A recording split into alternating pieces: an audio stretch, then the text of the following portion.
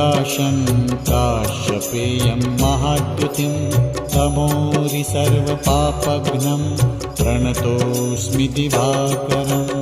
ॐ ह्रां ह्रीं ह्रौं स्वः सूर्याय नमः। ॐ ह्रां ह्रीं ह्रौं स्वः सूर्याय नमः।